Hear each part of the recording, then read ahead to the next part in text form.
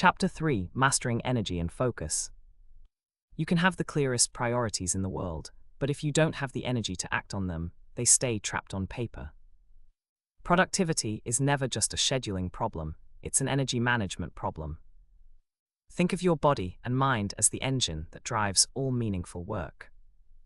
If the engine runs on low fuel, no amount of time blocking will make the car move faster. Energy as your first resource. Most of us plan our calendars as if all hours are created equal, but they are. Some hours you feel sharp, alive, ready to tackle challenges. Other hours you're foggy or drained. Focusing your hardest work in low-energy windows is like trying to sprint through mud. Peak productivity isn't about working longer, it's about matching the right task to the right energy state. Know your daily peaks. Nearly everyone has natural peaks and dips across the day, shaped by sleep, hormones, and routine. For many, the first 2 to 4 hours after waking, once fully alert, are best for heavy thinking work, strategy, writing, problem solving. Afternoons often bring a dip, good for easier, routine tasks. Evenings sometimes give a second, smaller focus peak. There's no universal, best hour. The key is to observe your own rhythm for a week. Notice when you feel mentally brightest and when you tend to slump. Match task to energy. Once you spot your pattern, place your most important task, MIT, the one that truly moves your priorities, inside your peak window. Reserve dips for routine work like emails, errands, or tidying. Don't waste peak focus on shallow chores. By honoring your rhythm, the same task can feel half as hard and twice as fast. The 50-10 rhythm. Even in a peak period, attention wanes if you push too long without pause. A proven rhythm for many is 50 minutes of focused work, followed by 10 minutes of deliberate rest. That 10-minute break isn't for scrolling feeds. Use it to stand, stretch, refill water, breathe deeply, or simply close your eyes. Think of it as sharpening the blade, so every cut that follows is cleaner. Rituals that prime the mind. Elite athletes warm up before competing. Knowledge workers need rituals too. Simple cues can tell your brain, it's time to focus. Clearing the desk before beginning. Closing browser tabs and silencing notifications. Playing the same instrumental playlist.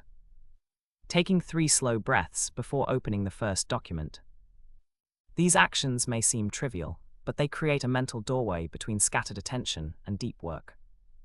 The power of a focused environment. Your surroundings constantly nudge your behavior. A cluttered workspace invites distraction. A clean, organized one makes concentration easier. Tips: keep only today's active work in sight, store the rest out of view. If possible, have a dedicated spot for focused work, even a small corner at home. Adjust lighting and temperature for comfort. Slightly cooler rooms often boost alertness. A well-designed environment reduces the friction of getting started. Sleep, the unsung productivity tool. No app or planner can compensate for chronic sleep debt. Studies show even moderate sleep loss can reduce concentration and memory as much as mild intoxication. Aim for consistent sleep hours. Your brain loves routine. Consider a digital sunset, avoiding bright screens for 30-60 minutes before bed to improve sleep quality. Hydration, food, and movement. Hydration, even mild dehydration, can drop focus levels significantly. Keep a water bottle nearby and sip steadily. Food, heavy, sugary meals spike energy, then crash it. Lean proteins, whole grains, and moderate portions keep energy stable. Movement, a 2-minute stretch or a short walk between sessions, reoxygenates the brain and refreshes attention. Think of these habits not as extras, but as part of your productivity toolkit. Story: the student who cut study time in half. A college student named Ravi often studied late at night while scrolling his phone, surviving on snacks and coffee. He'd spend 5 hours studying, but barely remember the material the next morning. For one semester he experimented. He moved hard subjects to the late morning window when he was naturally most alert, studied in 50-minute blocks with water breaks, and left evenings for light review or rest. His daily study time dropped to 3 hours. His test scores improved.